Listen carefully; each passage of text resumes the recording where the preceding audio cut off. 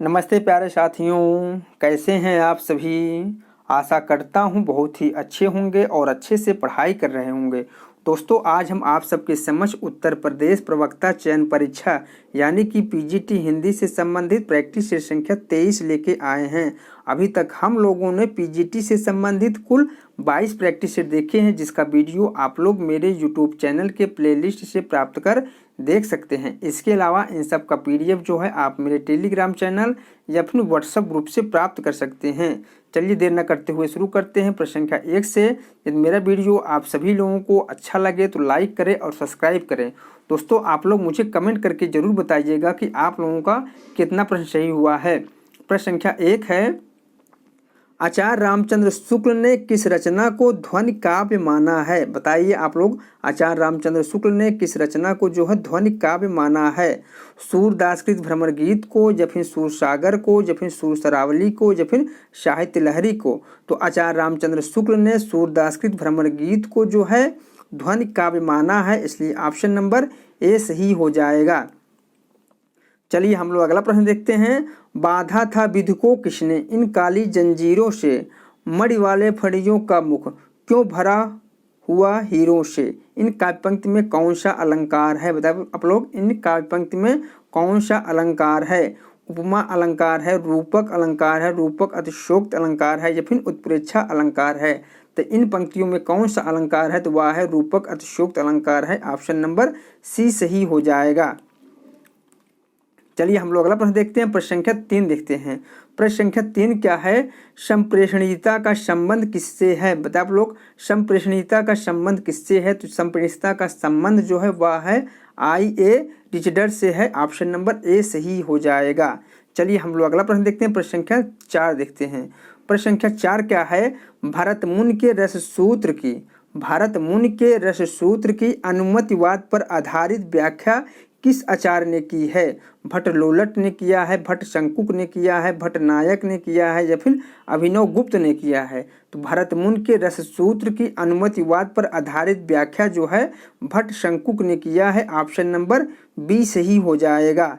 चलिए हम लोग अगला प्रश्न देखते हैं। प्रश्न संख्या 5 देखते हैं।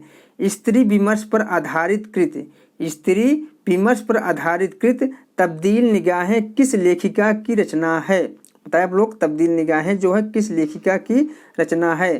कृष्णा सोबती की है, उषा प्रियमदा की है, या फिर चित्रा मुदगल की है, या फिर मैत्री पुष्पा की है। तो तब्दील निगाहें जो है किसकी रचना है, वह है मैत्री पुष्पा की रचना है। ऑप्शन नंबर डी सही हो जाएगा। चलिए हम लोग अगला प्रश्न देखते हैं। प्रश्न संख्या 6 देखते हैं। अस्तित्ववाद के प्रथम पुरस्कर्ता कौन है। बताइए आप लोग, अस्तित्ववाद के प्रथम पुरस्कर्ता कौन है। तो अस्तित्ववाद के प्रथम पुरस्कर्ता जो है किरकेगॉर्ड है। ऑप्शन नंबर ए सही हो जाएगा। चलिए हम लोग अगला प्रश्न देखते हैं। प्रश्न संख्या 7 देखते हैं। प्रश्न संख्या 7 क्या है, लॉन्जाइनस ने औदात का मूल आधार किसे माना है। बताइए आप लोग, लॉन्जाइनस ने औदात का मूल आधार जो है किसे माना है। भाषा ज्ञान को माना है, या फिर व्याकरण की जानकारी को माना है, या फिर कवि की प्रतिभा को माना है, या फिर कवि की शैली को माना है। तो लॉन्जाइनस ने औदात का मूल आधार जो है कवि की प्रतिभा को माना है। ऑप्शन नंबर सी सही हो जाएगा। चलिए हम लोग अगला प्रश्न देखते हैं। प्रश्न संख्या 8 देखते हैं। अभिधा उत्तम काव्य है, मध्य लक्षणा लेन, अधम व्यंजना रस बिरस, उल्टी कहत नवीन। यह काव्य पंक्ति जो है किस लेखक की है। आचार्य केशवदास की है, या फिर आचार्य चिंतामणि त्रिपाठी की है, या फिर आचार्य भिखारी दास की है, या फिर देव कवि की है। तो यह काव्य पंक्ति किसकी है। तो यह काव्य पंक्ति जो है देव कवि क्या है। ऑप्शन नंबर डी सही हो जाएगा। चलिए हम लोग अगला प्रश्न देखते हैं। प्रश्न संख्या 9 देखते हैं। प्रश्न संख्या 9 क्या है, काव्य का काम कल्पना में बिंब, जिसे इमेज भी कहते हैं, या मूर्त भावना उपस्थित करना है। बुद्ध के सामने कोई विचार, विचार को इंग्लिश में जो है कॉन्सेप्ट कहते हैं, कोई विचार लाना नहीं। यह कथन किसका है। तब लोग, यह कथन जो है किसका है। डॉक्टर नागेंद्र का है, या फिर आचार्य रामचंद्र शुक्ल का है, या फिर नंद दुलारे वाजपेयी का है, या फिर रामविलास शर्मा का है। तो यह कथन किसका है। तो यह कथन जो है आचार्य रामचंद्र शुक्ल जी का है। ऑप्शन नंबर बी सही हो जाएगा। चलिए हम लोग अगला प्रश्न देखते हैं। प्रश्न संख्या 10 देखते हैं। प्रश्न संख्या 10 क्या है, प्रश्न संख्या 10 है, निम्नलिखित में से संस्कृत के किस आचार्य ने विशेषो गुणात्मा सूत्र के आधार पर रीत और गुण में अभेद माना है? वामन ने माना है, क्षेमेंद्र ने माना है, या फिर कुंतक ने माना है, या फिर राजशेखर ने माना है। तो विशेषो गुणात्मा सूत्र के आधार पर रीत और गुण में अभेद किसने माना है? तो वामन ने माना है। ऑप्शन नंबर सी सही हो जाएगा। चलिए हम लोग अगला प्रश्न देखते हैं। प्रश्न संख्या 11 देखते हैं। व्याकरण विरुद्ध प्रयोग से उत्पन्न दोष को क्या कहते हैं? बताइए आप लोग, व्याकरण विरुद्ध प्रयोग से उत्पन्न दोष को क्या कहते हैं? तो उसे जो है च्युत संस्कृत दोष कहते हैं। ऑप्शन नंबर ए सही हो जाएगा। चलिए हम लोग अगला प्रश्न देखते हैं। प्रश्न संख्या 12 देखते हैं। प्रश्न संख्या 12 क्या है? पाश्चात्य समीक्षा में कला के लिए सिद्धांत का सबसे प्रबल समर्थक कौन है? बताइए आप लोग, पाश्चात्य समीक्षा में कला के लिए सिद्धांत का सबसे प्रबल समर्थक कौन है? तो वह है doctor Bradley. Option number C सही हो जाएगा। चलिए हम लोग अगला प्रश्न देखते हैं। प्रश्न संख्या 13 देखते हैं। क्रोचे के अभिव्यंजनावाद को वक्रोक्त सिद्धांत का विलायती संस्करण किसने कहा था? श्याम सुंदर दास ने कहा था, या फिर नंद दुलारे वाजपेयी ने कहा था, या फिर गुलाब राय ने कहा था, या फिर आचार्य रामचंद्र शुक्ल जी ने कहा था? तो किसने कहा था? तो आचार्य रामचंद्र शुक्ल जी ने कहा था। ऑप्शन नंबर डी सही हो जाएगा। चलिए हम लोग अगला प्रश्न देखते हैं। प्रश्न संख्या 14 देखते हैं। पश्चिम के किस विचारक ने अनुकरण का तात्पर्य प्रतिकृति, जिसे नकल भी कहते हैं, न मानकर पुनः सृजन का पुनर्निर्माण माना है? प्लेटो ने, या फिर अरस्तु ने, या फिर इलियट ने, या फिर होरेस ने? तो इसमें जो ऑप्शन सही हो जाएगा, ऑप्शन नंबर कौन सा? बी सही हो जाएगा, अरस्तु ने माना है। चलिए हम लोग अगला प्रश्न देखते हैं। प्रश्न संख्या 15 देखते हैं। प्रश्न संख्या 15 क्या है? हिंदी के किस आलोचक ने देवरानी जेठानी की कहानी को हिंदी का प्रथम उपन्यास माना है?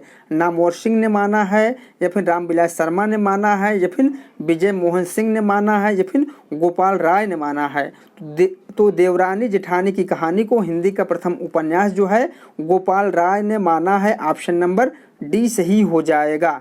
चलिए हम लोग अगला प्रश्न देखते हैं। प्रश्न संख्या 16 देखते हैं। प्रश्न संख्या 16 क्या है? समालोचना दर के शीर्षक से ऐसे ऑन क्रिटिसिज्म का अनुवाद किसने किया है? रामचंद्र शुक्ल ने किया है, या फिर डॉक्टर नागेंद्र ने किया है, या फिर जगन्नाथ दास रत्नाकर ने किया है, या फिर रमेश कुंतल मेघ ने किया है?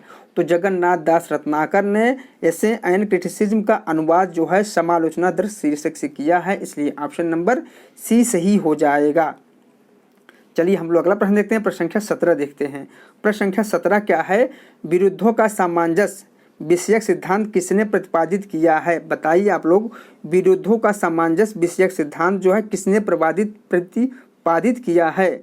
डॉक्टर नागेंद्र ने, या फिर आचार्य रामचंद्र शुक्ल ने, या फिर आचार्य हजारी प्रसाद द्विवेदी ने, या फिर आचार्य विश्वनाथ प्रसाद मिश्र ने? इसमें जो ऑप्शन सही हो जाएगा, ऑप्शन नंबर बी सही हो जाएगा। आचार्य रामचंद्र शुक्ल ने प्रतिपादित किया है विरुद्धों का सामंजस्य विषयक सिद्धांत को। चलिए हम लोग अगला प्रश्न देखते हैं। प्रश्न संख्या 18 देखते हैं। प्रश्न संख्या 18 क्या है? निम्नलिखित में से किस सिद्धांत का प्रसार रामानुजाचार्य ने किया है? बता आप लोग, इनमें से किस सिद्धांत का प्रसार जो है रामानुजाचार्य ने किया है? द्वैतवाद का, या फिर द्वैतवाद का, या फिर विशिष्टाद्वैतवाद का, या फिर अद्वैतवाद का?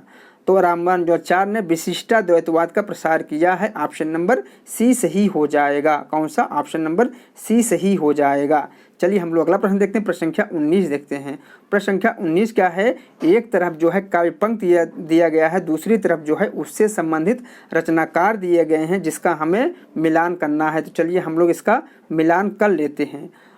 ए है, मैं रूपक हूँ दबी हुई धूप का। मैं रूपक हूँ दबी हुई धूप का। यह काव्य पंक्ति जो किसकी है? तो यह काव्य पंक्ति जो है नागार्जुन का है। किसका है? नागार्जुन का है। अगला है, कुठारी में लौ जलाकर दीप की गिन रहा होगा महाजन सेंत की। यह काव्य पंक्ति किसकी है? तो यह काव्य पंक्ति जो है अज्ञेय जी का है। अगला है, मगर समय गवाह है कि मेरी बेचैनी के आगे भी राह है। यह काव्य पंक्ति किसकी है? तो यह काव्य पंक्ति जो है किसका है? धूमिल का है। किसका है? धूमिल का है।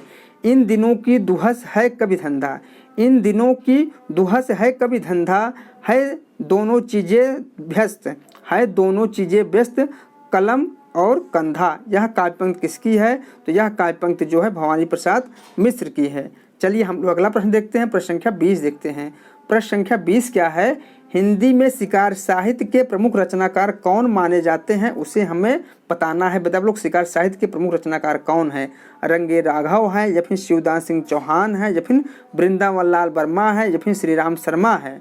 तो शिकार साहित्य के प्रमुख जो रचनाकार हैं वह है Shri Ram Sharma. Option number D सही हो जाएगा। चलिए हम लोग अगला प्रश्न देखते हैं। प्रश्न संख्या 21 देखते हैं। प्रश्न संख्या 21 क्या है? रीतकालीन कवि भूषण विरचित रचना नहीं है, उसे हमें बताना है। बताइए आप लोग, इनमें से कौन सी एक रचना जो है भूषण कवि की नहीं है? शिवा बामनी नहीं है, या फिर शिवराज भूषण नहीं है, या फिर भाषा भूषण नहीं है, या फिर छत्रसाल दशक नहीं है। तो भूषण कवि की जो रचना है वह है शिवा बामनी, शिवराज भूषण और छत्रसाल दशक। जबकि जो है भाषा भूषण जो है भूषण कवि की रचना नहीं है, बल्कि जसवंत सिंह की यह रचना है भाषा भूषण। इसलिए ऑप्शन नंबर सी सही हो जाएगा। चलिए हम लोग अगला प्रश्न देखते हैं। प्रश्न संख्या 22 देखते हैं। प्रश्न संख्या 22 क्या है? एक उपमेय के लिए अनेक उपमान किस अलंकार में प्रयुक्त किए जाते हैं? बताइए आप लोग, एक उपमेय के लिए अनेक उपमान किस अलंकार में प्रयुक्त किए जाते हैं? तो वह किए जाते हैं मालूपमा अलंकार में। ऑप्शन नंबर ए सही हो जाएगा। चलिए हम लोग अगला प्रश्न देखते हैं। प्रश्न संख्या 23 देखते हैं। प्रश्न संख्या 23 क्या है? नाटक में भूत या भविष्यकाल की घटनाओं की सूचना देने वालों को क्या कहा जाता है? बताइए आप लोग, नाटक में भूत और भविष्यकाल की घटनाओं की सूचना देने वाले को क्या कहा जाता है? तो उसे जो है विस्कंभक कहा जाता है। ऑप्शन नंबर सी सही हो जाएगा। चलिए हम लोग अगला प्रश्न देखते हैं। प्रश्न संख्या 24 देखते हैं। संविधान की 8वीं अनुसूची में कुल कितनी भाषाओं को शामिल किया गया है? बताइए आप लोग, संविधान की 8वीं अनुसूची में कुल कितनी भाषाओं को शामिल किया गया है? तो संविधान की 8वीं अनुसूची में जो है 22 भाषाओं को सम्मिलित किया गया है। इसलिए ऑप्शन नंबर ए सही हो जाएगा। चलिए हम लोग अगला प्रश्न देखते हैं। प्रश्न संख्या 25 देखते हैं। प्रश्न संख्या 25 क्या है? पूर्वी हिंदी की मुख्य बोलियां है। बताइए आप लोग, इनमें से कौन सी जो है पूर्वी हिंदी की बोलियां है? तो वह है अवधी है, बाघेली है और छत्तीसगढ़ी है। इसलिए ऑप्शन नंबर सी सही हो जाएगा। चलिए हम लोग अगला प्रश्न देखते हैं। प्रश्न संख्या 26 देखते हैं। सूफी प्रेमाख्यान काव्य परंपरा का प्रथम काव्य ग्रंथ जो है किसे माना जाता है, उसे हमें बताना है। तो बताइए आप लोग, सूफी प्रेमाख्यान काव्य परंपरा का प्रथम काव्य ग्रंथ कौन सा है? अनुराग बांसुरी है, या फिर चंदायन है, या फिर मृगावती है, या फिर पद्मावत है। तो सूफी प्रेमाख्यान काव्य परंपरा का प्रथम काव्य ग्रंथ जो है वह है चंदायन। ऑप्शन नंबर बी सही हो जाएगा। इसके लेखक कौन है? तो इसके लेखक जो है मुल्ला दाऊद हैं। चलिए हम लोग अगला प्रश्न देखते हैं। प्रश्न संख्या 27 देखते हैं। प्रश्न संख्या 27 क्या है? वियोगी होगा पहला कवि, आह से उपजा होगा गान, उमड़ कर आंखों से चुपचाप, बही होगी कविता अनजान। यह काव्य पंक्ति जो है किस लेखक की है, उसे हमें बताना है। राम नरेश त्रिपाठी की है, या फिर रामधारी सिंह दिनकर की है, या फिर सुमित्रा नंदन पंत की है, या फिर मैथिली शरण गुप्त की है। तो यह काव्य पंक्ति जो है किसका है? तो यह है सुमित्रा नंदन पंत जी का। ऑप्शन नंबर सी सही हो जाएगा। चलिए हम लोग अगला प्रश्न देखते हैं। प्रश्न संख्या 28 देखते हैं। प्रश्न संख्या 28 क्या है? नई कविता पत्रिका के संस्थापक संपादक का नाम क्या है, उसे हमें बताना है। जगदीश गुप्त है, या फिर श्रीकांत वर्मा है, या फिर धर्मवीर भारती हैं, या फिर कुंवर नारायण हैं। तो नई कविता पत्रिका के संस्थापक और संपादक जो थे कौन थे? जगदीश गुप्त थे। ऑप्शन नंबर ए सही हो जाएगा। चलिए हम लोग अगला प्रश्न देखते हैं। प्रश्न संख्या 29 देखते हैं। रूप तरंग किस कवि का काव्य रचना है, उसे हमें बताना है। बताइए आप लोग, रूप तरंग जो है किस कवि का काव्य रचना है? डॉक्टर राम कुमार वर्मा का है, रामविलास शर्मा का है, अज्ञेय का है, या फिर सुमित्रा नंदन पंत का है। तो रूप तरंग रचना जो है किसका है? रामविलास शर्मा का रचना है। ऑप्शन नंबर बी सही हो जाएगा। चलिए हम लोग अगला प्रश्न देखते हैं। प्रश्न संख्या 30 देखते हैं। प्रश्न संख्या 30 क्या है? भक्ति काल को बौद्ध धर्म की देन किस इतिहासकार ने कहा था? हजारी प्रसाद द्विवेदी जी ने कहा था, या फिर धीरेन्द्र वर्मा जी ने कहा था, या फिर जॉर्ज ग्रियर्सन ने कहा था, या फिर आचार्य रामचंद्र शुक्ल जी ने कहा था। तो भक्ति काल को बौद्ध धर्म की देन जो है हजारी प्रसाद द्विवेदी जी ने कहा था। ऑप्शन नंबर ए सही हो जाएगा। चलिए हम लोग अगला प्रश्न देखते हैं। प्रश्न संख्या 31 देखते हैं। प्रश्न संख्या 31 क्या है? ठेठ हिंदी का ठाठ पुस्तक के लेखक कौन है? बताए आप लोग, ठेठ हिंदी का ठाठ जो है किसका रचना है या फिर दोस्तों या उपन्यास विधा की रचना है, इसके लेखक कौन है?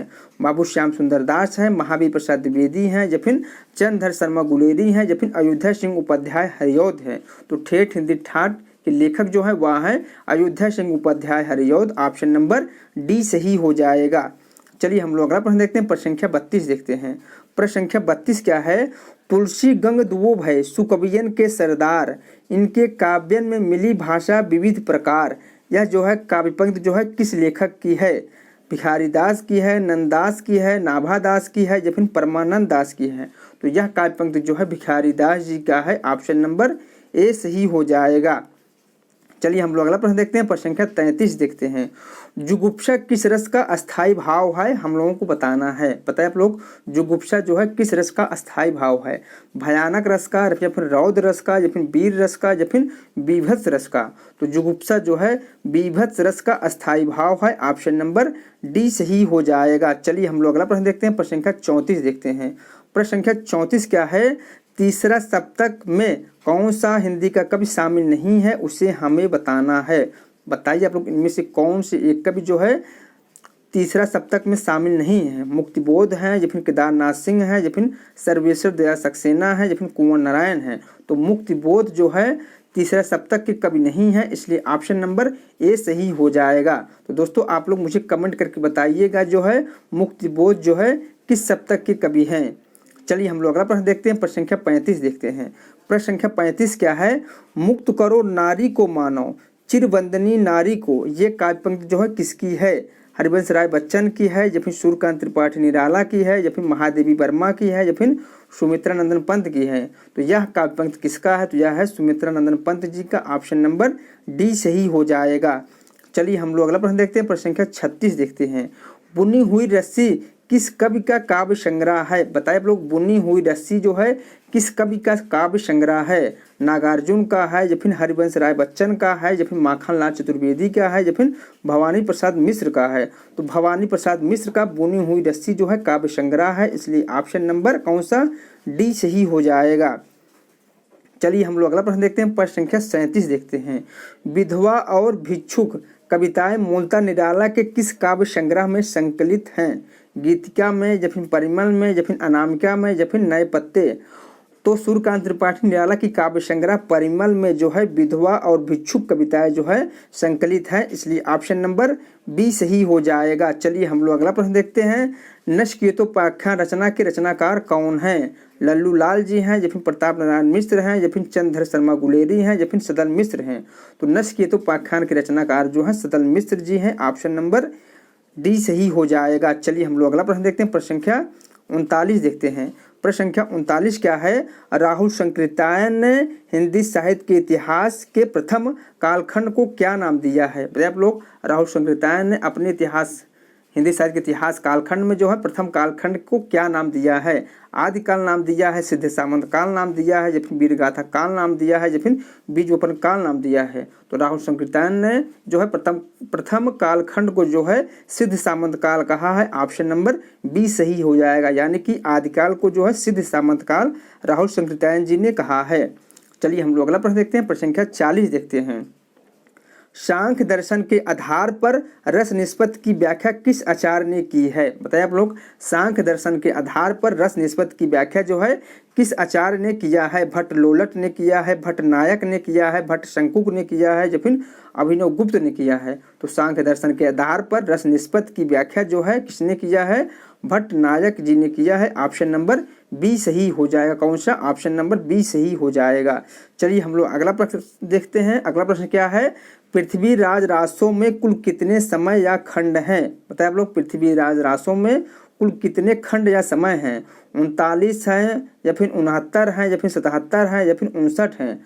तो पृथ्वीराज रासों में कुल जो है 69 समय या खंड हैं। ऑप्शन नंबर बी सही हो जाएगा। जबकि इसमें जो है 36 प्रकार के छंदों का प्रयोग किया गया है। किसमें? पृथ्वीराज रासों में जो है और सॉरी जो 36 प्रकार के बता रहे हैं, 68 प्रकार के छंदों का प्रयोग किया गया है पृथ्वीराज रासों में। चलिए हम लोग अगला प्रश्न देखते हैं, प्रश्न संख्या 42 देखते हैं। लहना सिंह को किस रचनाकार ने हिंदी साहित्य का प्रसिद्ध पात्र बनाया है? तो लहना सिंह को जो है प्रसिद्ध पात्र जो है किसने बनाया है? चंद्रधर शर्मा गुलेरी ने अपने कहानी उसने कहा था में प्रमुख पात्र बनाया हुआ है, इसलिए ऑप्शन नंबर बी सही हो जाएगा। चलिए हम लोग अगला प्रश्न देखते हैं, प्रश्न संख्या 43 देखते हैं। उच्चारण स्थल के आधार पर दंत व्यंजन कौन से माने जाते हैं उसे हमें बताना है। बताइए आप लोग दंत व्यंजन के कौन से उदाहरण है, तो वह है त थ द ध, ऑप्शन नंबर सी सही हो जाएगा। चलिए हम लोग अगला प्रश्न देखते हैं, प्रश्न संख्या 44 देखते हैं।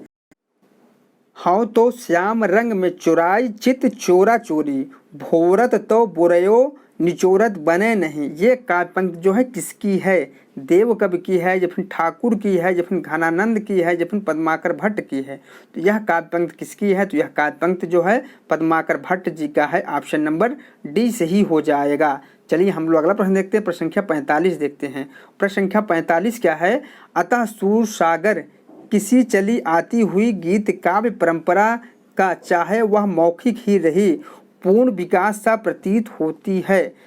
इस वाक्य के लेखक कौन है? हजारी प्रसाद द्विवेदी हैं, या फिर नंद दुलारे वाजपेयी हैं, या फिर रामचंद्र शुक्ल हैं, या फिर डॉक्टर नामवर सिंह हैं। तो इसमें जो ऑप्शन सही हो जाएगा ऑप्शन नंबर सी सही हो जाएगा। इस वाक्य के लेखक जो हैं वह है आचार्य Ramchandra Shukla, option number C सही हो जाएगा। चलिए हम लोग अगला प्रश्न देखते हैं, प्रश्न संख्या 46 देखते हैं।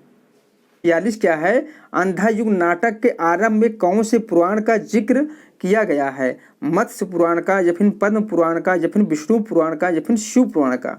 तो अंधा युग नाटक के आरंभ में जो है विष्णु पुराण का जिक्र किया गया है, ऑप्शन नंबर सी सही हो जाएगा। चलिए हम लोग अगला प्रश्न देखते हैं, प्रश्न संख्या 47 देखते हैं। प्रश्न संख्या 47 क्या है? रस सिद्धांत के लेखक कौन है? बताइए आप लोग रस सिद्धांत के लेखक कौन है? बाबू गुलाब राय हैं, या फिर शांत प्रिय द्विवेदी हैं, या फिर डॉक्टर नागेंद्र हैं, या फिर रामचंद्र शुक्ल हैं। तो रस सिद्धांत के जो लेखक है वह है doctor Nagendra, option number C सही हो जाएगा। कौन सा? ऑप्शन नंबर सी सही हो जाएगा। चलिए हम लोग अगला प्रश्न देखते हैं, प्रश्न संख्या 48 देखते हैं। स्वस्थ श्री तुलसी कुलभूषण दूषण हरण गोसाई, 12 बार प्रणाम करहूँ अब हरहु शोक समुदायी। यह काव्य पंक्ति जो है किस रचनाकार की है?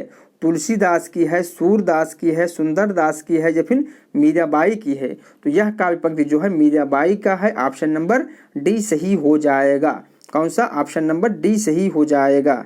चलिए हम लोग अगला प्रश्न देखते हैं, प्रश्न संख्या 49 देखते हैं। बायोग्राफिया लिटरेरिया के लेखक कौन हैं? बताइए आप लोग बायोग्राफिया लिटरेरिया के लेखक कौन हैं? तो बायोग्राफिया लिटरेरिया के जो लेखक हैं वह हैं Samuel Coleridge, option number A सही हो जाएगा। चलिए हम लोग अगला प्रश्न देखते हैं, प्रश्न संख्या 50 देखते हैं। प्रश्न संख्या 50 क्या है? प्रेम रंग पगे जगमगे जगे जामिनी के, जोबन की जोत जगी जोर उमगत है। इन काव्य पंक्ति के रचनाकार कौन हैं? बिहारी हैं, या फिर घनानंद हैं, या फिर ठाकुर हैं, या फिर आलम हैं। तो इन काव्य पंक्ति के रचनाकार जो हैं आलम कवि हैं, ऑप्शन नंबर डी सही हो जाएगा। चलिए हम लोग अगला प्रश्न देखते हैं, प्रश्न संख्या 51 देखते हैं। प्रश्न संख्या 51 क्या है? भाषा और समाज पुस्तक के लेखक कौन है? रामविलास शर्मा हैं, उदय नारायण तिवारी हैं, या फिर हरदेव बाहरी हैं, या फिर चंद्रधर शर्मा गुलेरी हैं। तो भाषा और समाज पुस्तक के जो लेखक हैं वह है Ramvilas Sharma, option number A सही हो जाएगा। चलिए हम लोग अगला प्रश्न देखते हैं, प्रश्न संख्या 52 देखते हैं। प्रश्न संख्या 52 क्या है? निर्गुण कौन देश को वासी, मधुकर हंसी समझाय सौह दय सूझत सांच न हासी। इन पंक्तियों के कौन रचनाकार हैं? सूरदास हैं, नंददास हैं, या फिर कृष्णदास हैं, या फिर तुलसीदास हैं। तो इन पंक्तियों के जो रचनाकार हैं वह हैं सूरदास, ऑप्शन नंबर ए सही हो जाएगा। चलिए हम लोग अगला प्रश्न देखते हैं, प्रश्न संख्या 53 देखते हैं। कलम का मजदूर के लेखक कौन हैं? अमृत राय हैं, मदन गोपाल हैं, या फिर राहुल संकृतायन हैं, या फिर शिवसागर मिश्र हैं। तो कलम का मजदूर के लेखक हैं Madan Gopal, option number B सही हो जाएगा। कौन सा? ऑप्शन नंबर बी सही हो जाएगा। चलिए हम लोग अगला प्रश्न देखते हैं। सौंदर्योपासक उपन्यास के रचनाकार कौन है? अयोध्या सिंह उपाध्याय हैं, या फिर किशोरी लाल गोस्वामी हैं, या फिर ब्रजनंदन सहाय हैं, या फिर लज्जाराम मेहता है। तो सौंदर्योपासक उपन्यास के लेखक जो है वह है ब्रजनंदन सहाय, ऑप्शन नंबर सी सही हो जाएगा। चलिए हम लोग अगला प्रश्न देखते हैं, प्रश्न संख्या 55 देखते हैं। व्योमकेश दरवेश किस विधा की रचना है? बताइए आप लोग व्योमकेश दरवेश जो है किस विधा की रचना है? जीवनी विधा की है, उपन्यास विधा की है, कहानी विधा की है या फिर यात्रा वृत्तांत विधा की रचना है? तो व्योमकेश दरवेश जो है जीवनी विधा की रचना है। ऑप्शन नंबर ए सही हो जाएगा। चलिए हम लोग अगला प्रश्न देखते हैं, प्रश्न संख्या 56 देखते हैं। आवा उपन्यास की लेखिका कौन है? चित्रा मुदगल है या फिर मैत्री पुष्पा है या फिर अलका सरावगी हैं या फिर श्री गीतांजलि हैं? तो आवा उपन्यास की जो लेखिका है वह है Chitra Mudgal. Option number A सही हो जाएगा। चलिए हम लोग अगला प्रश्न देखते हैं, प्रश्न संख्या 57 देखते हैं। प्रश्न संख्या 57 क्या है? कलाकार जितना उत्कृष्ट होगा उसमें अनुभविता कर उतना ही स्पष्ट होगा। यह मान्यता किसकी है? बताए आप लोग, यह मान्यता किसकी है? तो यह मान्यता जो है टी.एच. इलियट की है। ऑप्शन नंबर बी सही हो जाएगा। कौन सा? ऑप्शन नंबर बी सही हो जाएगा। चलिए हम लोग अगला प्रश्न देखते हैं, प्रश्न संख्या 58 देखते हैं। उदय प्रकाश के कहानी संग्रहों का सही क्रम हमें बताना है। तो बताइए आप लोग, उदय प्रकाश का कौन सा कहानी संग्रह जो है सर्वप्रथम लिखा गया था? तो इनका कहानी संग्रह जो है सर्वप्रथम जो लिखा गया था वह है और अंत में प्रार्थना। यह कब लिखा गया था? यह लिखा गया था 1994 ईस्वी में। पाल गोमरा का स्कूटर दूसरा है, यह कब लिखा गया था? यह लिखा गया था 1997 ईस्वी में। पीली छतरी वाली लड़की, यह कब लिखा गया? तो यह लिखा गया था 2001 ईस्वी में। उसके बाद जो है मोहनदास लिखा गया था, कब लिखा गया था? 2008 ईस्वी में लिखा गया था। इसलिए ऑप्शन नंबर डी सही हो जाएगा। चलिए हम लोग अगला प्रश्न देखते हैं, प्रश्न संख्या 59 देखते हैं। प्रश्न संख्या 59 क्या है? शतरंज के खिलाड़ी के लेखक कौन है? बताए आप लोग, शतरंज के खिलाड़ी किसकी रचना है? कमलेश्वर की है, प्रेमचंद की है, सुदर्शन की है या फिर भगवती चरण वर्मा की है? बताइए आप लोग, शतरंज के खिलाड़ी किसकी रचना है? तो यह जो है मुंशी प्रेमचंद की रचना है। ऑप्शन नंबर कौन सा? बी सही हो जाएगा। यह मुंशी प्रेमचंद की कहानी है शतरंज के खिलाड़ी। चलिए हम लोग अगला प्रश्न देखते हैं, प्रश्न संख्या 60 देखते हैं। बनारस अखबार के संपादक कौन थे? बताइए आप लोग, बनारस अखबार के संपादक कौन थे? प्रताप नारायण मिश्र थे या फिर बाल मुकुंद गुप्त थे या फिर भारतेंदु हरिश्चंद्र थे या फिर राजा शिव प्रसाद सितारे हिंद थे? तो बताइए आप लोग, बनारस अखबार के संपादक कौन थे? तो बनारस अखबार के संपादक जो है राजा शिव प्रसाद सितारे हिंद थे। ऑप्शन नंबर डी सही हो जाएगा। चलिए हम लोग अगला प्रश्न देखते हैं, प्रश्न संख्या 61 देखते हैं। प्रश्न संख्या 61 क्या है? याद हो कि ना याद हो के रचनाकार कौन है? काशीनाथ सिंह हैं या फिर अजीत कुमार हैं या फिर रविंद्र कालिया है या फिर विजय मोहन सिंह है? तो इसमें जो ऑप्शन सही हो जाएगा, याद हो कि ना याद हो के रचनाकार कौन है? तो वह है Kashinath Singh. Option number A सही हो जाएगा। कौन सा? ऑप्शन नंबर ए सही हो जाएगा। चलिए हम लोग अगला प्रश्न देखते हैं, प्रश्न संख्या 62 देखते हैं। चोजिन के चोजी महा, मौजिन के महाराज, हम कविराज हैं पै चाकर चतुर के। ये काव्य पंक्तियाँ जो है किस कवि की हैं? बताए आप लोग, ये जो काव्य पंक्तियाँ हैं किस कवि की है? देव कवि की है या फिर आलम की है या फिर भूषण की है या फिर ठाकुर की है? तो ये काव्य पंक्तियाँ जो है ठाकुर जी का है। ऑप्शन नंबर डी सही हो जाएगा। चलिए हम लोग अगला प्रश्न देखते हैं, प्रश्न संख्या 63 देखते हैं। प्रश्न संख्या 63 क्या है? बिरह वारिस के रचनाकार कौन है? बताइए आप लोग, बिरह वारिस जो है किसकी रचना है? ठाकुर की है, देव कवि की है या फिर घनानंद की है या फिर बोधा की है? तो बिरह वारिस के रचनाकार कौन है? तो वह है बोधा। ऑप्शन नंबर डी सही हो जाएगा। चलिए हम लोग अगला प्रश्न देखते हैं, प्रश्न संख्या 64 देखते हैं। आओ पेपे घर चले के रचनाकार कौन है? बताइए आप लोग, आओ पेपे घर चले के रचनाकार कौन है? प्रभा खेतान है या फिर नासिरा शर्मा है या फिर विजय मोहन सिंह है या फिर दूधनाथ सिंह है? तो आओ पेपे घर चले के रचनाकार जो है प्रभा खेतान है। ऑप्शन नंबर ए सही हो जाएगा। चलिए हम लोग अगला प्रश्न देखते हैं, प्रश्न संख्या 65 देखते हैं। प्रश्न संख्या 65 क्या है? अलंकार को सौंदर्यमय अलंकार कहकर किसने परिभाषित किया है? बताइए आप लोग, अलंकार को सौंदर्यमय अलंकार कहकर किसने परिभाषित किया है? उद्भट ने या फिर वामन ने या फिर दंडी ने या फिर भामा ने? तो वामन ने अलंकार को सौंदर्यमय अलंकार कहकर परिभाषित किया है। इसलिए ऑप्शन नंबर बी सही हो जाएगा।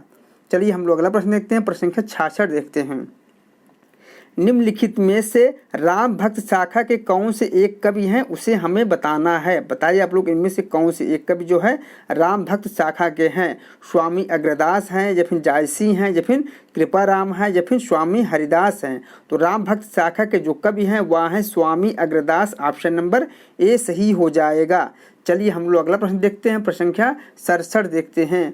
झूठा सच उपन्यास के पात्र इनमें से कौन है उसे हमें बताना है। बताइए आप लोग इनमें से जो है झूठा सच उपन्यास के पात्र कौन है।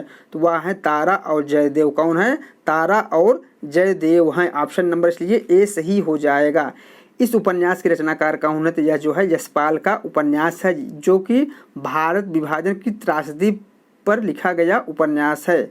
चलिए हम लोग अगला प्रश्न देखते हैं। प्रश्न संख्या 68 देखते हैं। प्रश्न संख्या 68 क्या है? इतिहास के गड़े मुर्दे उखाड़ने का काम इस युग के साहित्य में वांछनीय नहीं है। इतिहास के गड़े मुर्दे उखाड़ने का काम इस युग के साहित्य में वांछनीय नहीं है। अपने किस नाटक की भूमिका में लक्ष्मी नारायण मिश्र ने जयशंकर प्रसाद के ऐतिहासिक सांस्कृतिक नाटकों की प्रक्रिया में यह बात कही? सन्यासी नाटक की भूमिका में या फिर रहस्य मुक्ति का रहस्य के नाटक की भूमिका में या फिर सिंदूर की होली की नाटक की भूमिका में या फिर राजयोग की नाटक की भूमिका में? तो लक्ष्मी नारायण मिश्र ने अपने नाटक सन्यासी की नाटक की भूमिका में यह बात कही। ऑप्शन नंबर ए सही हो जाएगा। चलिए हम लोग अगला प्रश्न देखते हैं। प्रश्न संख्या 69 देखते हैं। निम्नलिखित में से कौन सी भाषा जो है आर्य भाषा में शामिल नहीं है उसे हमें बताना है। बताओ लोग इनमें से कौन सी एक भाषा जो है आर्य भाषा में शामिल नहीं है। संस्कृत नहीं है, प्राकृत नहीं है या फिर तुर्की नहीं है या फिर अंग्रेजी नहीं है। तो आर्य भाषाओं में जो शामिल है वह है संस्कृत है, प्राकृत है और अंग्रेजी है, जबकि तुर्की शामिल नहीं है। इसलिए ऑप्शन नंबर सी सही हो जाएगा। चलिए हम लोग अगला प्रश्न देखते हैं। प्रश्न संख्या 70 देखते हैं। प्रश्न संख्या 70 क्या है? लक्ष्मी दासिन किस उपन्यास की पात्र हैं? तब लोग लक्ष्मी दासिन जो है किस उपन्यास की पात्र हैं? मैला आंचल या फिर प्रति परिकथा या फिर जुलूस या फिर कितने चौराहे? इसमें जो ऑप्शन सही हो जाएगा ऑप्शन नंबर ए सही हो जाएगा। मैला आंचल उपन्यास की पात्र है लक्ष्मी दासिन। ऑप्शन नंबर इसलिए ए सही हो जाएगा। यह जो है फणीश्वरनाथ रेणु का उपन्यास है। चलिए हम लोग अगला प्रश्न देखते हैं। प्रश्न संख्या 71 देखते हैं। प्रश्न संख्या 71 क्या है? आदिवासी विमर्श की मूल स्थापना इनमें से कौन सी एक नहीं है उसे हमें बताना है। सांस्कृतिक पहचान के लिए संघर्ष होगा या फिर सत्ता के प्रति मोह होगा या फिर जनजातियों के विस्थापन का त्रास है या फिर जल जंगल जमीन पर अधिकार है? तो इसमें जो ऑप्शन सही हो जाएगा ऑप्शन नंबर ए सही हो जाएगा। आदिवासी विमर्श की मूल स्थापना जो नहीं है वह है सत्ता के प्रति मोह, जबकि तीनों विमर्श जो है आदिवासी विमर्श की मूल स्थापना है। चलिए हम लोग अगला प्रश्न देखते हैं। प्रश्न संख्या 72 देखते हैं। प्रश्न संख्या 72 क्या है? प्रश्न संख्या 72 है। तेरा मेरा मनुआ कैसे इक होई रे, मैं कहता हूँ आँखें देखी, तू कहता कागज की लेखी। उपयुक्त पंक्तियों के संदर्भ में निम्नलिखित में से कौन सा मंतव्य जो है सही नहीं है उसे हमें बताना है। अनुभव का महत्व है या फिर बाह्य आडंबर की प्रतिष्ठा है या फिर लोक ज्ञान की महत्ता है या फिर सहज बात को सहजता से कहना है? तो इसमें जो ऑप्शन सही हो जाएगा ऑप्शन नंबर बी सही हो जाएगा। बाह्य आडंबर की प्रतिष्ठा ऑप्शन नंबर बी सही हो जाएगा। चलिए हम लोग अगला प्रश्न देखते हैं। प्रश्न संख्या 73 देखते हैं। प्रश्न संख्या 73 क्या है? नामवर सिंह द्वारा रचित पुस्तक इनमें से कौन सी एक है उसे हमें बताना है। तो नामवर सिंह की पुस्तक कौन सी है? तो वह है कहानी नई कहानी। ऑप्शन नंबर ए सही हो जाएगा। कौन सा? ऑप्शन नंबर ए सही हो जाएगा। जबकि साहित्य के समाजशास्त्र की भूमिका के लेखक कौन है? तो डॉक्टर मैनेजर पांडे हैं। भक्ति काव्य और लोक जीवन के रचनाकार कौन है? यह है शिव कुमार मिश्र की रचना है। जबकि हिंदी साहित्य के इतिहास जो है आचार्य रामचंद्र शुक्ल की रचना है। इसलिए ऑप्शन नंबर ए सही हो जाएगा। चलिए हम लोग अगला प्रश्न देखते हैं। प्रश्न संख्या 74 देखते हैं। प्रश्न संख्या 74 क्या है? नई कहानी आग्रहों की कहानी नहीं है।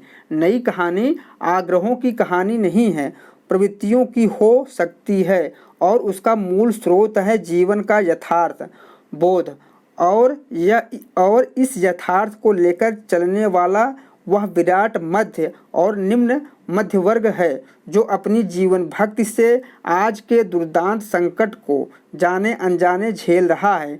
उपयुक्त कथन किस नाटक ने उपयुक्त कथन जो है किस लेखक ने नई कहानी के संदर्भ में कहा है। पता आप लोग यह कथन जो है किस लेखक ने कहा है नई कहानी के संदर्भ में। भीष्म साहनी ने कहा है, या फिर शिव प्रसाद सिंह ने कहा है, या फिर राजेंद्र यादव ने कहा है, या फिर कमलेश्वर ने कहा है। तो यह जो है किसने कहा है, कमलेश्वर ने कहा है। ऑप्शन नंबर डी सही हो जाएगा। कौन सा, ऑप्शन नंबर डी सही हो जाएगा। चलिए हम लोग अगला प्रश्न देखते हैं, प्रश्न संख्या 75 देखते हैं।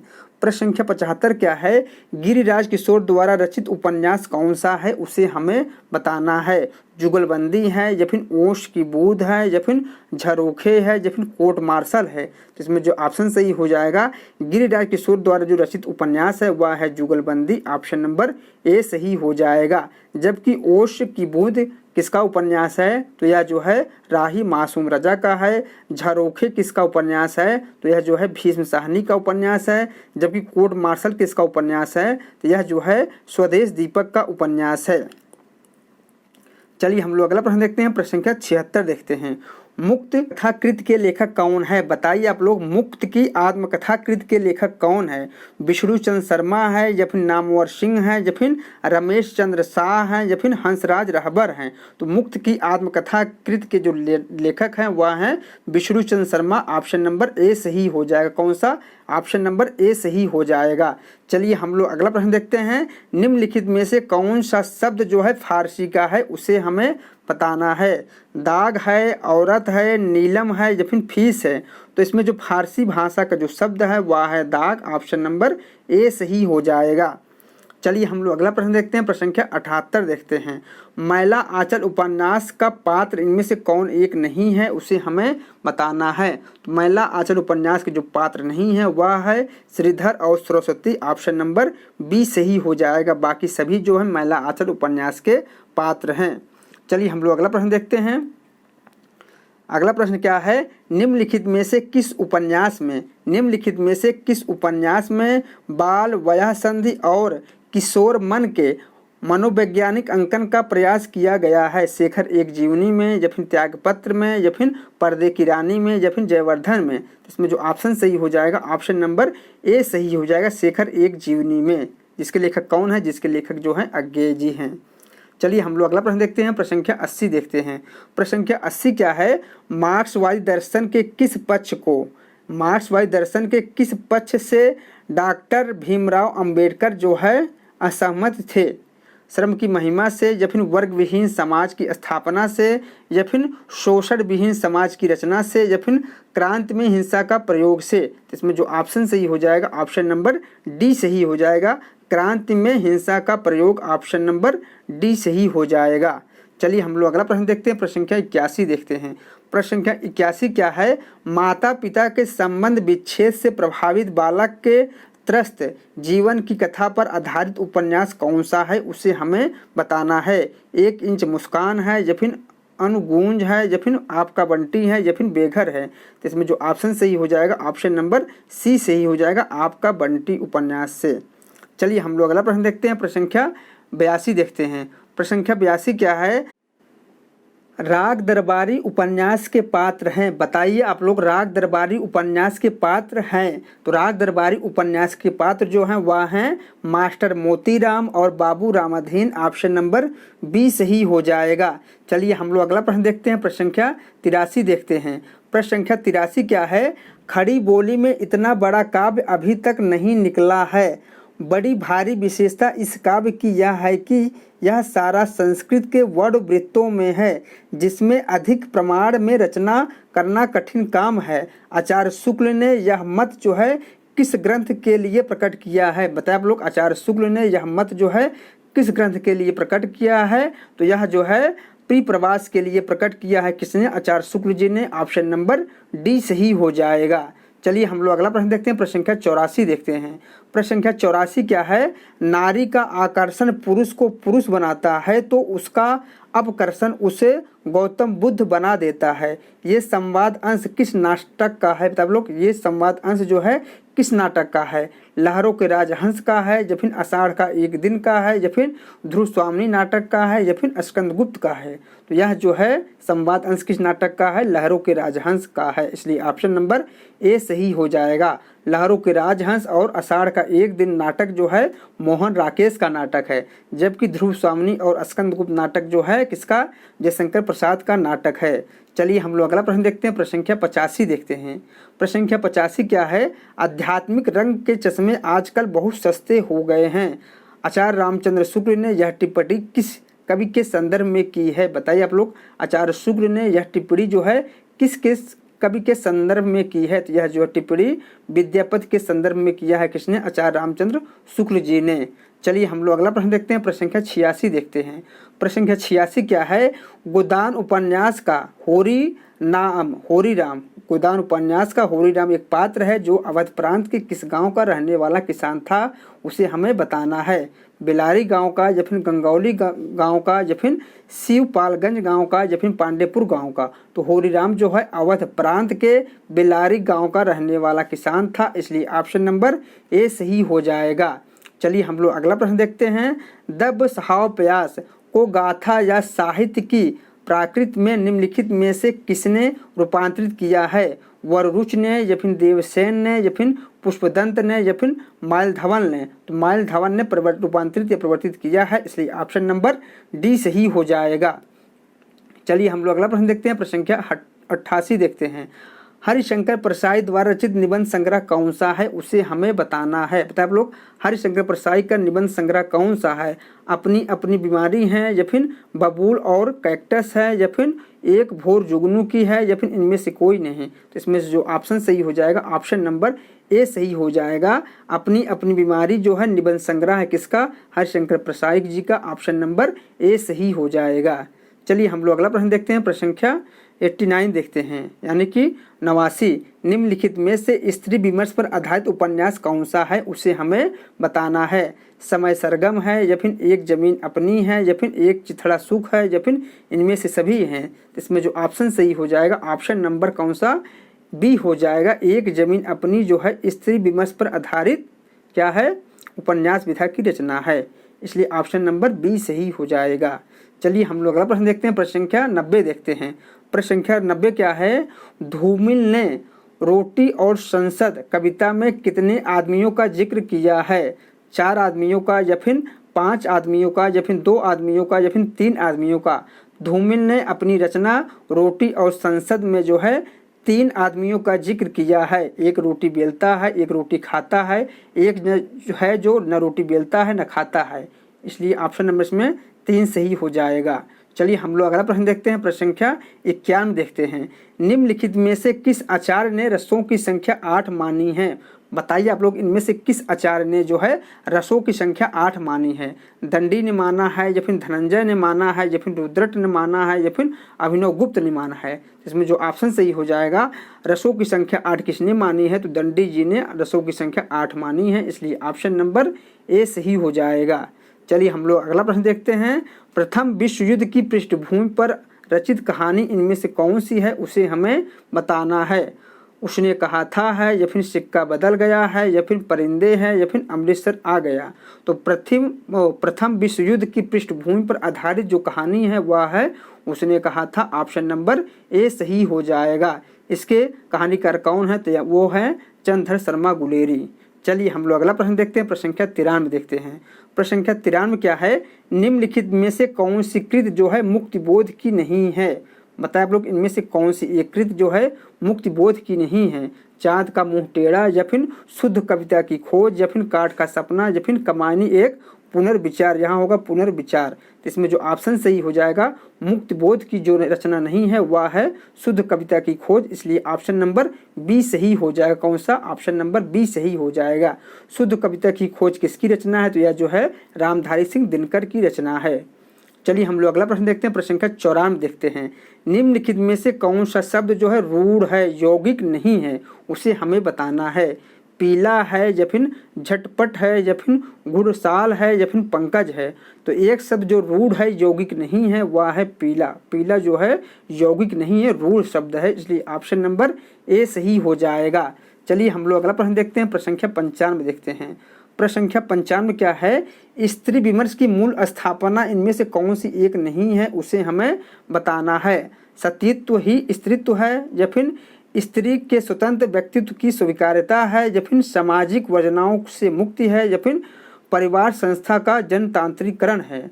तो स्त्री विमर्श की मूल स्थापना जो नहीं है वह है सतीत्व ही स्त्रीत्व है। ऑप्शन नंबर ए सही हो जाएगा। कौन सा? ऑप्शन नंबर ए सही हो जाएगा। चलिए हम लोग अगला प्रश्न देखते हैं। प्रश्न संख्या 96 देखते हैं। प्रश्न संख्या 96 क्या है?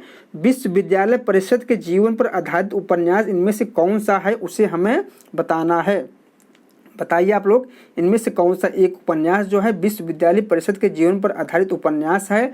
तो वह है चक्रव्यूह। ऑप्शन नंबर ए सही हो जाएगा। कौन सा? ऑप्शन नंबर ए सही हो जाएगा। चक्रव्यूह उपन्यास जो है विश्वविद्यालय परिषद जीवन से संबंधित उपन्यास है।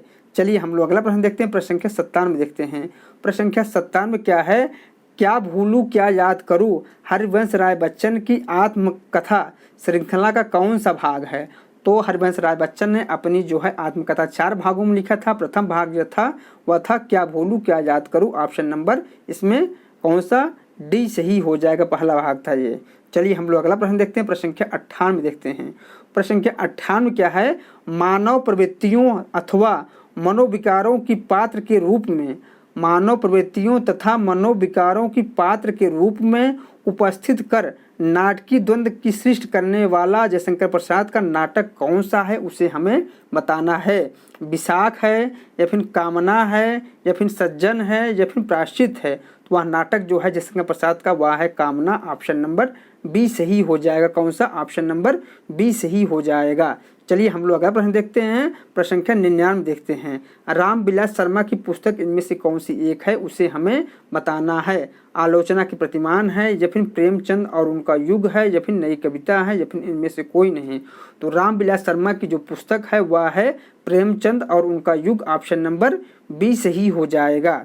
चलिए हम लोग अगला प्रश्न देखते हैं। प्रश्न संख्या 100 देखते हैं। प्रश्न संख्या 100 क्या है? अभिजात वर्गीय परिवार की कठोर अनुशासनबद्धता के जुल्म और विद्रोह तथा मशीनी जिंदगी से मुक्ति का चित्रण निम्नलिखित में से किस नाटक की विषय वस्तु है? कैद नाटक का, या फिर अलग अलग रास्ते नाटक का, या फिर अंजो दीदी नाटक का, या फिर उड़ान नाटक का। तो किस नाटक की कथा वस्तु है यह? तो यह है अंजो दीदी नाटक का। ऑप्शन नंबर सी सही हो जाएगा।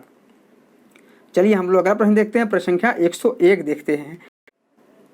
निम्नलिखित में से किस उपन्यास में लाला मदन मोहन के दीवान खाने का वर्णन किया गया है? बताइए आप लोग, इनमें से किस उपन्यास में जो है लाला मदन मोहन के दीवान खाने का वर्णन किया गया है? भागवती उपन्यास में, या फिर परीक्षा गुरु उपन्यास में, या फिर नूतन ब्रह्मचारी उपन्यास में, या फिर श्यामा स्वप्न उपन्यास में। तो लाला मदन मोहन के दीवान खाने का वर्णन जो है परीक्षा गुरु उपन्यास में किया गया है, इसलिए ऑप्शन नंबर बी सही हो जाएगा। परीक्षा गुरु उपन्यास जो रचनाकार हैं वह है लाला श्रीनिवास दास, जबकि भाग्यवती उपन्यास के रचनाकार कौन है? तो वह है श्रद्धा राम फिलौरी। नूतन ब्रह्मचारी के रचनाकार कौन है? तो इसके रचनाकार जो है बालकृष्ण भट्ट हैं। श्यामा स्वप्न किसका उपन्यास है? तो श्यामा स्वप्न जो है ठाकुर जगमोहन सिंह का उपन्यास है। चलिए हम लोग अगला प्रश्न देखते हैं। प्रश्न संख्या 102 देखते हैं। निम्नलिखित कवियों को उनकी रचनाओं के साथ हमें मिलान करना है। चलिए हम लोग इसका मिलान कर लेते हैं। तो बताइए आप लोग, चिंतामण त्रिपाठी की कौन सी रचना है? तो चिंतामण त्रिपाठी की जो रचना है वह है काव्य प्रकाश। कौन सा है? काव्य प्रकाश है। भूषण कवि की कौन सी रचना है? तो भूषण कवि की जो रचना है वह है छत्रसाल दशक। देव कवि की कौन सी रचना है? तो देव कवि की जो रचना है वह है रस विलास। लाल कवि की कौन सी रचना है? तो लाल कवि की जो रचना है वह है छत्र प्रकाश। चलिए हम लोग अगला प्रश्न देखते हैं। प्रश्न संख्या 103 देखते हैं। प्रश्न संख्या 103 क्या है? रामचंद्र शुक्ल के अनुसार निम्नलिखित में से कौन सा पंच बिडाल में शामिल नहीं है, उसे हमें बताना है। आलस्य नहीं है, या फिर हिंसा नहीं है, या फिर चिकित्सा नहीं है, या फिर अहंकार नहीं है। तो रामचंद्र शुक्ल के अनुसार पंच बिडाल में जो शामिल है वह है आलस्य है, हिंसा है और चिकित्सा है, जबकि अहंकार शामिल नहीं है, इसलिए ऑप्शन नंबर डी सही हो जाएगा। चलिए हम लोग अगला प्रश्न देखते हैं। प्रश्न संख्या 104 देखते हैं। प्रश्न संख्या 104 क्या है? हमारे समाज में मानवीय गुणों की पहचान बढ़ने वाली है। हमारे समाज में मानवीय गुणों की पहचान बढ़ने वाली है। कुल और जाति का अहंकार विदा हो रहा है। आगे मनुष्य केवल उसी पद का अधिकारी होगा जो उसके अपने सामर्थ्य से सूचित होता है, उस पद का नहीं जो उसके माता पिता या वंश की देन है। उपयुक्त कथन जो है किस रचना की भूमिका से ली गई है? प्रियप्रवास से लिया गया है, या फिर भारत भारती से लिया गया है, या फिर रश्मिरथी से लिया गया है, या फिर कुरुक्षेत्र से लिया गया है? तो उक्त कथन जो है किस रचना की भूमिका से लिया गया है? तो वह है रश्मिरथी रचना की भूमिका से लिया गया है, इसलिए ऑप्शन नंबर सी सही हो जाएगा। रश्मिरथी किसकी रचना है? तो रश्मिरथी जो है रामधारी सिंह दिनकर की रचना है। चलिए हम लोग अगला प्रश्न देखते हैं। प्रश्न संख्या 105 देखते हैं। प्रश्न संख्या 105 क्या है? निम्नलिखित में से कौन सा नाटक जो है जयशंकर भट्ट का उदय शंकर बल्कि दोस्तों उदय शंकर भट्ट का नहीं है? विश्वामित्र नहीं है, या फिर मत्स्यगंधा नहीं है, या फिर राधा नहीं है, या फिर नारद की वीणा नहीं है? तो उदय शंकर भट्ट का जो नाटक है वह है विश्वामित्र है, मत्स्यगंधा है और राधा है, जबकि नारद का बीड़ा नहीं है, इसलिए ऑप्शन नंबर डी सही हो जाएगा। नारद का बीड़ा किसका नाटक है? तो यह जो है लक्ष्मी नारायण मिश्र का नाटक है। चलिए हम लोग अगला प्रश्न देखते हैं। प्रश्न संख्या 106 देखते हैं। प्रश्न संख्या 106 क्या है? निम्नलिखित निबंध संग्रहों को उनके लेखकों के साथ हमें मिलान करना है। कुछ निबंध संग्रह दिए गए हैं जिसका हमें मिलान करना है उनके लेखकों के साथ। चलिए हम लोग देख लेते हैं। आस्था और सौंदर्य किसका निबंध संग्रह है? बताइए आप लोग, आस्था और सौंदर्य जो है किसका निबंध संग्रह है? तो यह जो है रामविलास शर्मा का है। अनुसंधान और आलोचना किसका निबंध संग्रह है? तो यह है डॉक्टर नागेंद्र का। आचरण की सभ्यता किसका निबंध संग्रह है? तो यह है अध्यापक पूर्ण सिंह का। वाद विवाद और संवाद यह किसका निबंध संग्रह है? तो यह जो है नामवर सिंह का है। चलिए हम लोग अगला प्रश्न देखते हैं। प्रश्न संख्या 107 देखते हैं। प्रश्न संख्या 107 क्या है? प्रश्न संख्या 107 है, नया लेखक उनसे डरता है, पुराना घबराता है, पंडित सिर हिलाता है, वे पुराने की गुलामी पसंद नहीं करते और नवीन की गुलामी तो उनके लिए एकदम असह्य है। उपयुक्त कथन जो है किस लेखक ने किस लेखक के बारे में कहा है? तो उपयुक्त कथन जो है हजारी प्रसाद द्विवेदी जी ने रामचंद्र शुक्ल के बारे में कहा है, इसलिए ऑप्शन नंबर डी सही हो जाएगा। चलिए हम लोग अगला प्रश्न देखते हैं। प्रश्न संख्या 108 देखते हैं। प्रश्न संख्या 108 क्या है? आंचलिक रचनाएं किससे संबंधित होती हैं? बताइए आप लोग, आंचलिक रचनाएं जो है किससे संबंधित होती हैं? देश विशेष से, या फिर लोक विशेष से, या फिर क्षेत्र विशेष से, या फिर जाति विशेष से? तो आंचलिक रचनाएं जो है क्षेत्र विशेष से संबंधित होती हैं, इसलिए ऑप्शन नंबर सी सही हो जाएगा। चलिए हम लोग अगला प्रश्न देखते हैं। प्रश्न संख्या 109 देखते हैं। प्रश्न संख्या 109 क्या है? निम्नलिखित में से सबसे पहले अपनी आत्मकथा हिंदी में किसने लिखी? बताए आप लोग, इनमें से कौन लेखक जो है अपनी आत्मकथा जो है सर्वप्रथम लिखा? श्याम सुंदर दास ने, या फिर शेर गोविंद दास ने, या फिर नेहरू ने, या फिर राजेंद्र प्रसाद ने? तो बताइए आप लोग, इसमें से कौन सा ऑप्शन सही हो जाएगा? तो सर्वप्रथम इसमें से जो है राजेंद्र प्रसाद ने अपनी आत्मकथा लिखा, इसलिए ऑप्शन नंबर डी हो जाएगा। कब लिखा? 1947 ईस्वी में लिखे थे। चलिए हम लोग अगला प्रश्न देखते हैं। प्रश्न संख्या 110 देखते हैं। प्रश्न संख्या 110 क्या है? अबला जीवन हाय तुम्हारी यही कहानी, आंचल में है दूध और आँखों में पानी।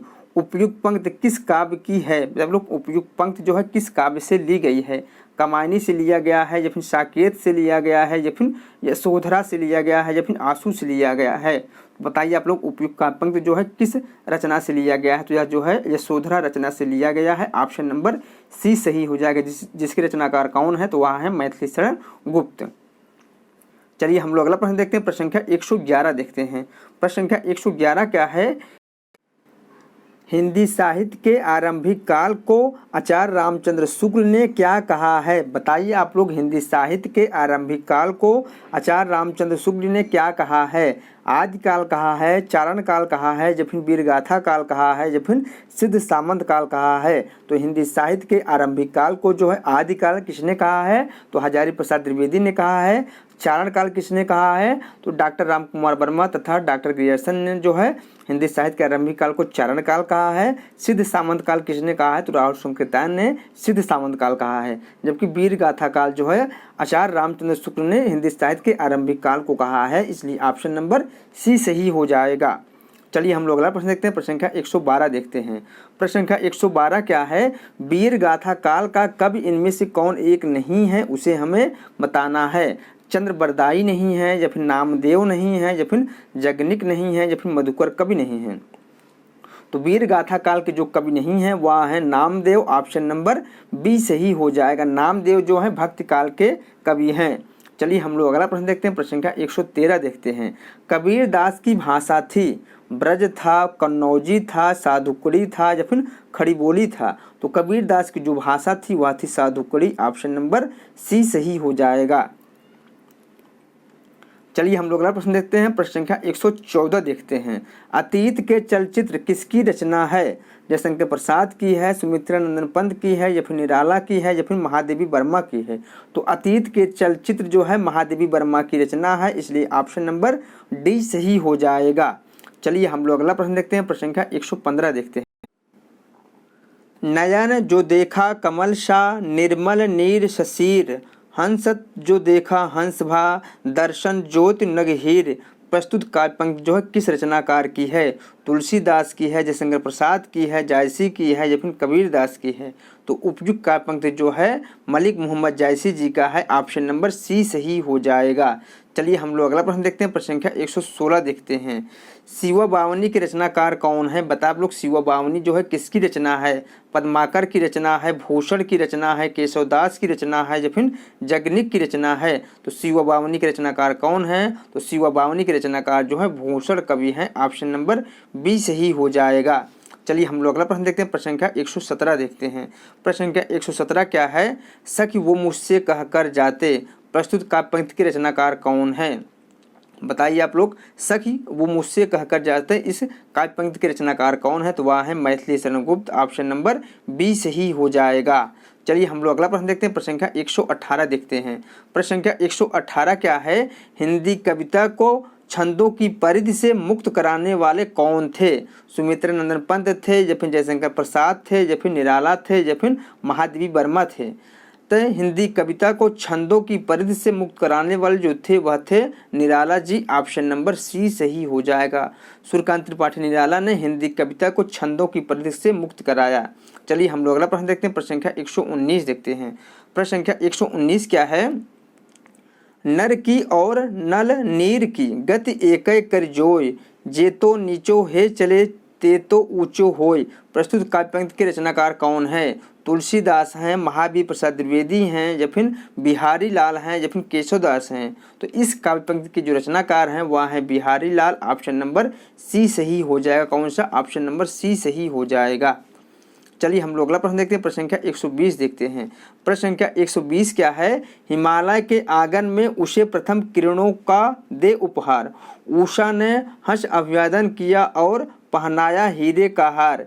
इस काव्य पंक्ति के रचनाकार कौन है? दिनकर है, माखनलाल चतुर्वेदी हैं या फिर जयशंकर प्रसाद हैं या फिर मैथिली शरण गुप्त हैं। तो इस काव्य पंक्ति के जो रचनाकार हैं वह है Jaishankar Prasad. Option number C सही हो जाएगा। चलिए हम लोग अगला प्रश्न देखते हैं। प्रश्न संख्या 121 देखते हैं। प्रश्न संख्या 121 क्या है? निर्गुण भक्ति काव्य का प्रमुख कवि इनमें से कौन है? उसे हमें बताना है। सूरदास हैं, तुलसीदास हैं, कबीर दास हैं या फिर केशवदास हैं। तो सूरदास जो है कृष्ण भक्ति धारा के कवि हैं, तुलसीदास जो है राम भक्ति धारा के कवि हैं, जबकि जो है कबीर दास जो है निर्गुण भक्ति धारा के प्रमुख कवि हैं। इसलिए ऑप्शन नंबर सी सही हो जाएगा। चलिए हम लोग अगला प्रश्न देखते हैं। प्रश्न संख्या 122 देखते हैं। श्रद्धा किस कृत की नायिका थी? बताइए लोग, श्रद्धा जो है किस कृत की नायिका हैं? कमायनी की हैं या फिर कुरुक्षेत्र की हैं या फिर रामायण की हैं या फिर साकेत की हैं। तो श्रद्धा जो है कमायनी की नायिका हैं। इसलिए ऑप्शन नंबर ए सही हो जाएगा। कमायनी किसकी रचना है? तो कमायनी जो है जयशंकर प्रसाद की रचना है। चलिए हम लोग अगला प्रश्न देखते हैं। प्रश्न संख्या 123 देखते हैं। अध जल गगरी छलकत जाए का क्या अर्थ है? बताए आप लोग, अध जल गगरी छलकत जाए का क्या अर्थ है? अल्पज्ञ के द्वारा गर्भ प्रदर्शन या फिर अत्यधिक बोलना या फिर संभल कर न चलना या फिर अपनी छोटी सी बात की प्रशंसा करना। तो अध जल गगरी छलकत जाए का जो अर्थ है वह है अल्पज्ञ द्वारा गर्भ प्रदर्शन करना। ऑप्शन नंबर ए सही हो जाएगा। चलिए हम लोग अगला प्रश्न देखते हैं। प्रश्न संख्या 124 देखते हैं। प्रश्न संख्या 124 क्या है? जो सफलता पूर्वक प्राप्त किया जा सके उसे क्या कहेंगे? बताएं आप लोग, जो सफलता पूर्वक प्राप्त किया जा सके जो है उसे क्या कहेंगे? उसे जो है सुलभ कहेंगे। ऑप्शन नंबर बी सही हो जाएगा। चलिए हम लोग अगला प्रश्न देखते हैं। प्रश्न संख्या 125 देखते हैं और इस प्रैक्टिस सेट का लास्ट क्वेश्चन देखते हैं। अमावट में कौन सा प्रत्यय लगा है? बताइए आप लोग, अमावट में कौन सा प्रत्यय लगा है? तो अमावट में जो है आवट प्रत्यय लगा है। ऑप्शन नंबर सी सही हो जाएगा। ठीक दोस्तों, मेरा यह प्रैक्टिस सेट यहीं समाप्त हो रहा है। मिलते हैं नेक्स्ट प्रैक्टिस सेट में।